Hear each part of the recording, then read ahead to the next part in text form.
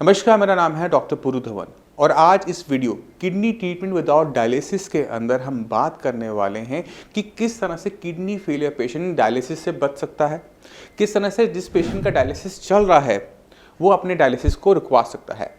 किसी भी kidney failure patient में डायलिसिस की ज़रूरत तब पड़ती है जब हमारी किडनी कम काम कर रही हो और किडनी की कम काम करने की वजह से बॉडी के अंदर वेस्ट मटेरियल यानी क्रिएटिनिन और यूरिया इकट्ठा होना शुरू हो गया हो।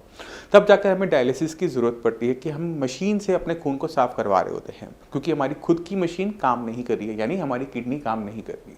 अगर हम चाहते हैं कि हमारा डायलिसिस ना हो, अगर हम चाहते हैं कि हमारा जो डायलिसिस चल रहा है वो रुक जाए, तो हमारे पास सिर्फ एक ही ऑप्शन होता है, वो है अपनी किडनी को फंक्शंस में लेकर आना कि वो पहले से अच्छा काम शुरू करे। जैसे ही वो अच्छा काम करेगी तो क्या होगा कि क्रिएटिनिन और यूरिया बॉडी से किडनी के रास्ते, यूरिन के रास्ते बाहर जाना शुरू करेगा और आपको डायलिसिस नहीं करवाना पड़ेगा, या अगर डॉक्टर ने बोला है कि आपको डायलिसिस करवाना है तो उसकी नौबत नहीं आएगी। बट सवाल ये उठता है कि इसे कैसे किया जा सकता है। इसके लिए हमें थोड़ा किडनी को समझना पड़ेगा कि किडनी काम कैसे करती है और किडनी को नुकसान किन चीज़ों से पहुंचता है। किडनी जो बनी होती है वो मिलियंस ऑफ नेफ्रॉन से बनी हुई होती है, छोटी छोटी छनियाँ होती हैं। जब इनमें गंदा खून आता है तो गंदगी अलग हो जाती है और साफ खून दोबारा से हमारी बॉडी में चला जाता है। अब जब ये नेफ्रॉन्स को किसी टाइप का नुकसान होता है, खासकर ब्लड प्रेशर से, हाई ब्लड प्रेशर से या फिर शुगर से, तो ये छोटे छोटे बहुत डेलिकेट से नेफ्रॉन्स काम करना बंद कर देते हैं। इनमें डैमेज होने की वजह से इनकी फंक्शनिंग डाउन हो जाती है और जब ये 30% से ऊपर डैमेज हो जाते हैं हमारी दोनों किडनियों में, तो हमारे क्रिएटिनिन लेवल, यूरिया लेवल बढ़ने शुरू हो जाते हैं। अब अगर हम चाहते हैं कि हमारी किडनी अच्छी तरीके से काम करे, हमारे नेफ्रॉन्स अच्छी तरीके से काम करे, तो सबसे पहला काम क्या होता है कि बॉडी के अंदर वो इन्वायरमेंट तैयार करना जहाँ पर इन नेफ्रॉन्स को और नुकसान ना हो। क्योंकि हो सकता है कि क्रिएटिनिन लेवल आपका 4 हो, यानी 4 का मतलब ये होता है कि किडनी का 60% काम ना करना। मगर क्रिएटिनिन लेवल 4 होने के बाद भी मैक्सिमम पेशेंट में कोई सिम्टम नज़र नहीं आता, कोई थकावट नहीं होती, कोई कॉम्प्लिकेशन नहीं होती। अब जब एक किडनी फेलियर पेशेंट में 60% किडनी काम नहीं कर रही, 40% को बचाए रखना ज़्यादा इम्पॉर्टेंट हो जाता है।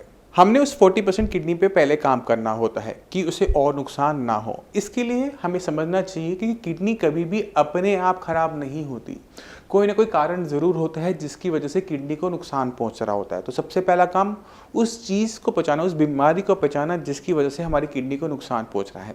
80% केसेस के अंदर, किडनी फेलियर के 80% केसेस के अंदर कारण में सबसे पहले या तो हमें हाई ब्लड प्रेशर मिलता है या फिर हाई शुगर मिलती है, और कुछ केसेस के अंदर हमें दोनों बीमारियां साथ में देखने को मिलती है जो कि कारण होता है किडनी फेलियर का। अब हाई ब्लड प्रेशर या फिर शुगर कोई ऐसी बीमारी नहीं है जिसे हम कंट्रोल ना कर सके, जिस पर हम काम ना कर सके। तो सबसे पहला काम आप क्या करेंगे कि अपने हाई ब्लड प्रेशर को कंट्रोल में लेकर आएंगे। अगर आपको शुगर है तो शुगर को कंट्रोल में लेकर आएंगे। अब सवाल ये उठता है कि ब्लड प्रेशर की नॉर्मल वैल्यूज़ क्या होती हैं। तो नॉर्मल ब्लड प्रेशर होता है 120/80 mm/Hg।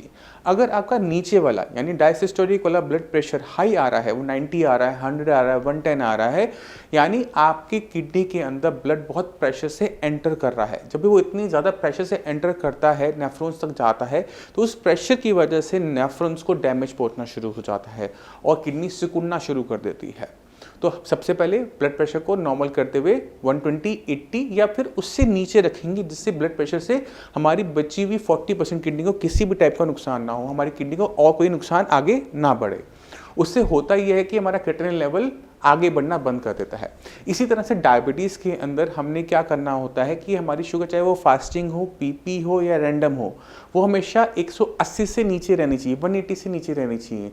अगर वो 180 से प्लस में जाती है तो हाई शुगर लेवल की वजह से हमारी किडनी के अंदर जो छोटी छोटी वेसल्स होती हैं जो ब्लड लेके जाती हैं, नेफ्रॉन्स को देती हैं, उनको खाना देती है, उनकी सप्लाई खराब हो जाती है। वो वेसल्स खराब होने की वजह से किडनी को प्रॉपर तरीके से ब्लड, ऑक्सीजन नहीं मिल पाता और किडनी काम करना बंद करना शुरू कर देती है। तो हमने डायबिटीज़ और ब्लड प्रेशर दोनों को नॉर्मल वैल्यूज़ में रखना होता है जिससे किडनी का नुकसान आगे ना पड़े। एक बार आपका ब्लड प्रेशर और शुगर कंट्रोल में आ जाता है, उसके बाद हमें चलना पड़ता है स्टेप नंबर 2 के ऊपर। स्टेप नंबर 2 के अंदर हमें किडनी की ही खूबियों को इस्तेमाल करना होता है। हमारे शरीर में जितने भी अंग हैं उनकी कुछ ना कुछ खूबी होती है। जैसे हमारा लीवर है, वो रीजनरेट कर जाता है, मगर हमारी किडनी रीजनरेट नहीं कर पाती। उसके बाद दूसरी खूबी है, उसके बाद खूबी ये है कि वो अपने काम करने की क्षमता को बढ़ा लेती है।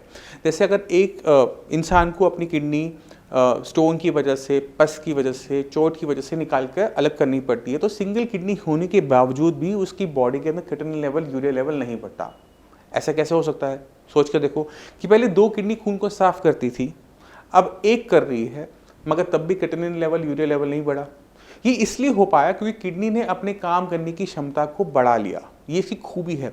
अब अगर हम यही खूबी किडनी फेलियर पेशेंट में इस्तेमाल करेंगे तो क्या फ़ायदा होगा कि उसका काम करने की क्षमता की वजह से, बढ़ने की वजह से creatinine level, urea level down होना शुरू हो जाएगा, राइट? तो हमने यही खूबी हर किडनी फेलियर पेशेंट में इस्तेमाल करनी होती है।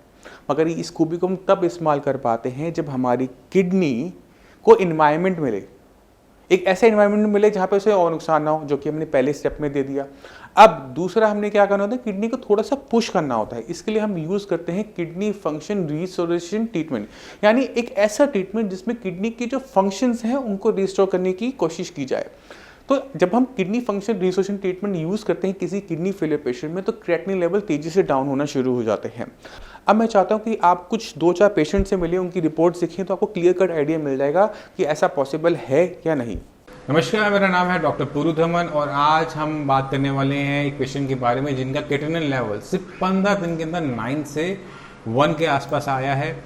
तो चलते हैं एक बार अख्तर जी से, पहले उनकी हम सुनते हैं कि उनकी लाइफ में किस तरह से साइंस इंजीनियरिंग परिवर्तन लेकर आया, फिर मैं आपको समझाऊंगा ये केस क्या था। तो अख्तर जी, किडनी आपकी खराब हो रही है, वो कब पता लगा था? 15 दिन पहले। 15 दिन पहले जी। 15 दिन पहले आपके क्रिएटिनिन के लेवल क्या थे? 9.1। 9.1। जी सर। और दिक्कत क्या महसूस कर रहे थे उस टाइम में? उल्टी आना, चक्कर आना, टेम्परेचर बढ़ना, बीपी, बुखार भी था उस टाइम जी आपको? सर। और कहीं और दिखाया था आपने यहाँ आने से पहले? जी, प्राइवेट हॉस्पिटल। अच्छा, जहाँ डायलिसिस के लिए बोला गया था। डायलिसिस के लिए बोल दिया था जी आपको। सर। तो आपने सिर्फ 15 दिन का ट्रीटमेंट लिया है, अब आपका लेवल क्या है? अब सर मेरा लेवल है 1.67। 1.67। अब बॉडी में कोई दिक्कत महसूस कर रहे हो? नहीं सर, बिल्कुल बेहतर और बेहतरीन। अब काम पे जा पा रहे हो, नहीं जा पा रहे? जी, अब तो जा रहा हूँ मैं। कब से जा रहे हो काम पे? 4-5 रोज हो गए। 4-5 दिन हो गए, काम भी शुरू कर दिए दोबारा जी से? सर। ये तो बहुत अच्छी बात है। अख्तर जी का जो क्रिएटिनिन लेवल है 9 से 1 जो 15 दिन के अंदर आया, उसके लिए हमें बहुत जगह पे काम करना पड़ा एक साथ। पहले तो ये समझना पड़ा कि किडनी खराब क्यों हो रही है। नॉर्मली जो किडनी होती है 80-90% लोगों के अंदर खराब होती है हाई बीपी और शुगर की वजह से। अख्तर जी को ना बीपी ना शुगर। इनकी एक खास हिस्ट्री हमें देखने को मिली कि इन्होंने 1.5 साल तक पेन किलर खाया। पेन किलर खाने से क्या होता है कि किडनी पर उसका इम्पैक्ट आता है, किडनी एकदम इनका काम करना बंद कर दिया।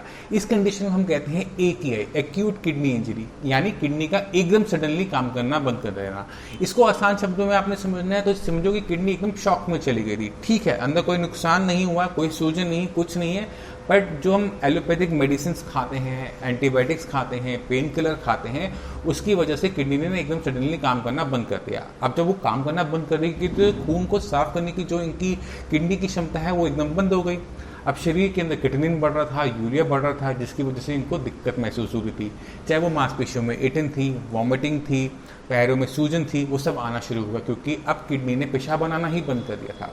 तो अब ऐसे केसेस के अंदर नॉर्मली कोई देखेगा तो पहले ही बोलेगा कि डायलिसिस स्टार्ट करो, मगर इन्होंने थोड़ा साइंस इंजीनियरिंग में फेर दिखाते हुए तो ट्रीटमेंट शुरू किया। और क्योंकि एक ही आई था, अंदर किडनी के अंदर डैमेज नहीं था, तो मेडिसिन ने बहुत तेजी से अच्छा काम करते हुए लेवल 9 से सीधा 1, वो भी सिर्फ 15 दिन के अंदर। ये सब पेशेंट्स में नहीं हो सकता, ये सिर्फ उन्हीं पेशेंट्स में देखने को मिलता है जिनकी किडनी एक्यूट किडनी इंजरी से सफ़र कर रही हो। बाकी जो हमारे साइंस इंजीनियर की बाकी जो हमारे पेशेंट हैं, जो किडनी के और मरीज हैं, उन्हें आप क्या कहना चाहोगे? मैं तो ये कहना चाहूँगा कि हमारे साइंस संजीवनी से ही इलाज कराया जाए।